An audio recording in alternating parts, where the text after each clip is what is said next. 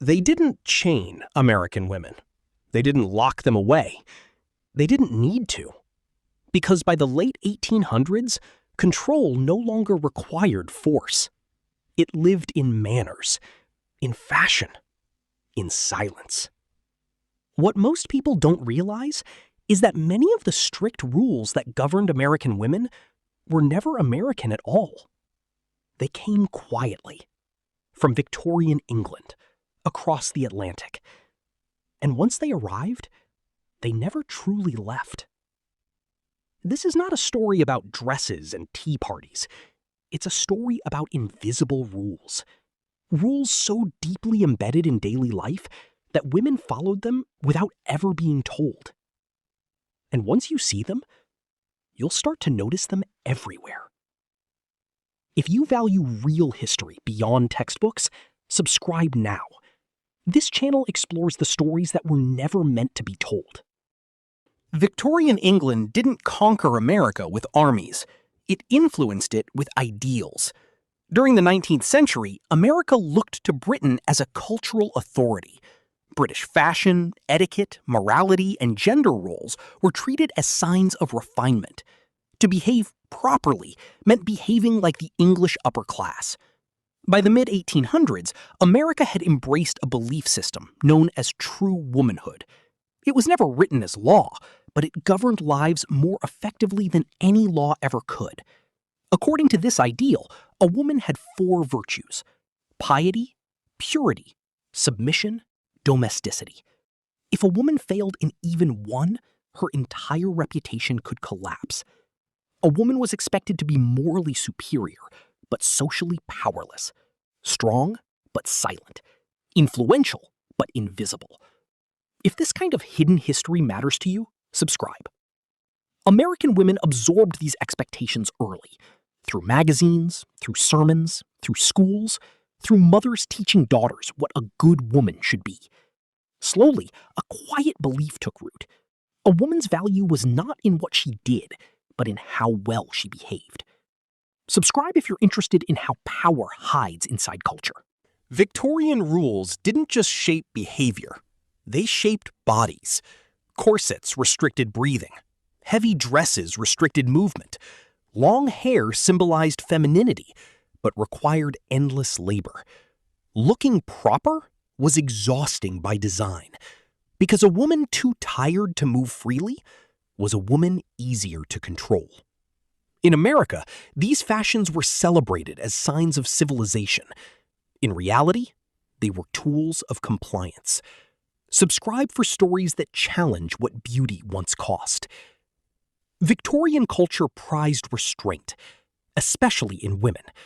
A woman who spoke too much was seen as improper. A woman who argued was seen as dangerous. American women learned early that silence was safety. Public speech belonged to men. Opinions belonged to men. Authority belonged to men.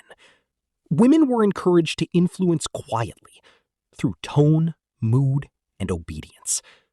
Subscribe if you're noticing how silence is taught, not chosen. Victorian ideals allowed women to be educated, but only to a point. Reading was encouraged. Writing was acceptable. Critical thinking? That was risky. Too much knowledge might produce independence. American women were taught enough to be cultured companions, not decision-makers. Subscribe for the stories behind what women were never taught. In Victorian thinking, marriage was not optional. It was destiny.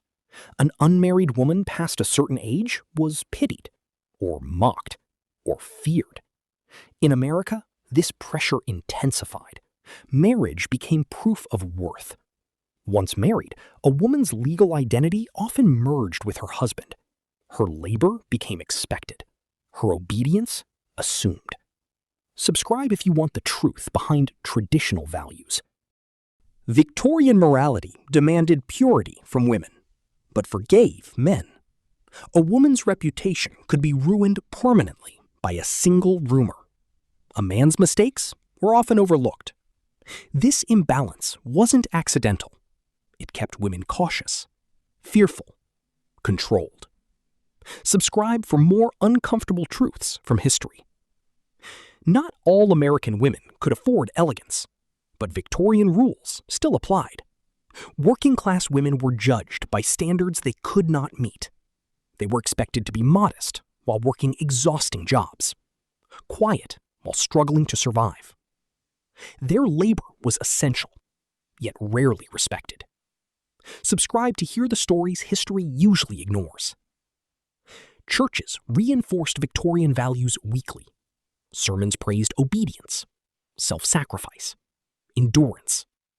American women were taught that suffering quietly was noble. Faith became a tool, not of freedom, but of endurance.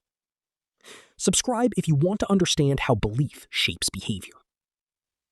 The most powerful rules are the ones people don't question. Victorian expectations were passed down as tradition, as common sense, as morality. By the time women questioned them, they felt natural. Subscribe if you want to learn how norms are manufactured.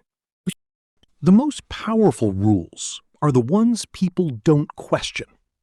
Victorian expectations were passed down as tradition, as common sense, as morality. By the time women questioned them, they felt natural. Subscribe if you want to learn how norms are manufactured. Some women resisted quietly, through writing, through education, through refusing to disappear. But resistance came at a cost. Reputation, marriage prospects, social exile. Subscribe for the stories of women who pushed back anyway. Victorian rules didn't vanish. They evolved.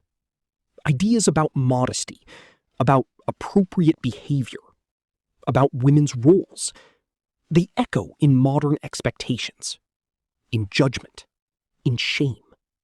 Subscribe if you believe the past still shapes the present. American women were never simply controlled. They were trained. Trained to behave, to endure, to carry rules so quietly they felt like choices. Understanding this history is not about blame. It's about awareness. Because once you see invisible rules, you can finally decide whether to follow them. Subscribe for more deep, honest history that respects your intelligence.